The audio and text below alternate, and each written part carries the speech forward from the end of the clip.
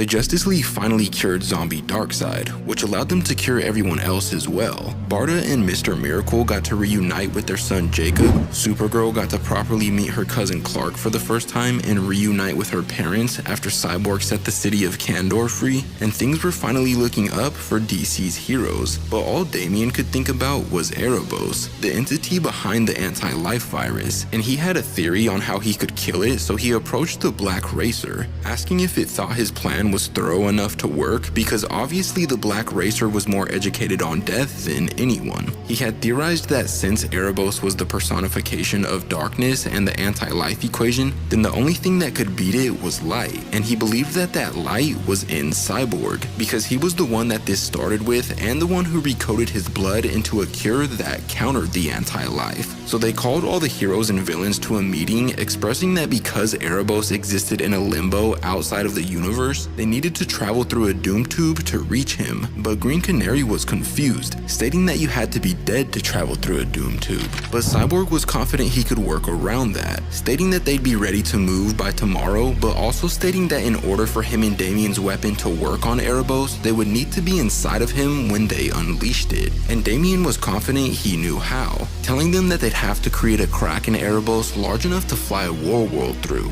But in order to do that, they needed Ares to distract him, while another group of heroes created the opening. And at first Ares was opposed, stating that they were asking him to commit suicide, but after teasing him for being afraid, they were able to pressure him into agreeing to do it. Plus the Black Racer volunteered to help him, so that probably made him feel a little bit better. Later on, Damian asked Cassie to stay behind because they still needed heroes to protect their universe if their plan failed, causing them to perish. Cassie was angry, and grew even angrier when Damian said that he couldn't tell her what him and Cyborg's weapon to defeat Erebos was, storming off and leaving Damian by himself. But moments later, Damian was approached by John, who wished him a happy birthday. So much was going on that Damian had forgot about it, but to still try and make it special, John gave him a gift, a brand new suit and cowl representing the light since Erebos represented the dark.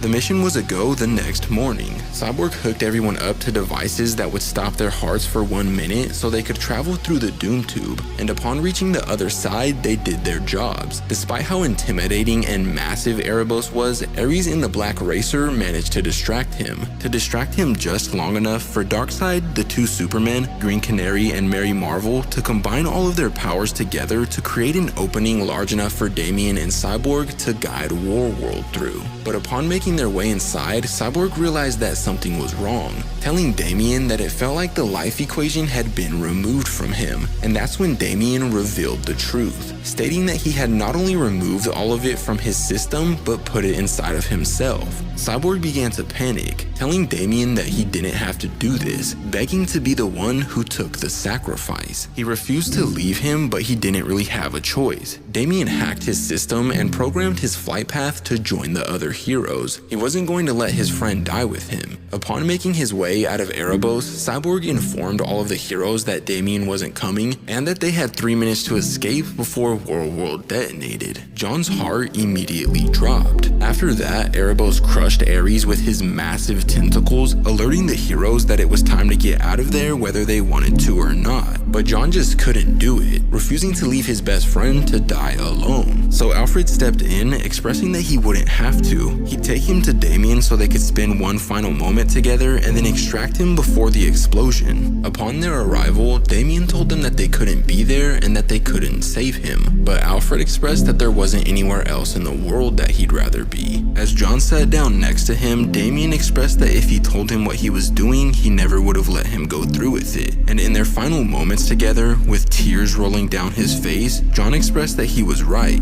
that he knew Damian would be a great Batman. And just like that, Damian and Erebos were gone. Alfred had lost his last son. Upon making it back to Earth 2, Cassie was devastated. There was a reason that Damian refused to tell her what his weapon to defeat Erebos was, because it was him. Born to be an assassin, Damian fought everything he was ever taught and saved all life by creating a life equation explosion inside of a being comprised of darkness. In explosion so big that it actually created an entirely new universe. A universe Alfred would visit sometimes while thinking of how much he missed his sons. But sadly, that's when Deceased comes to an end. But if you want me to cover more stories like this in the future, let me know in the comments down below.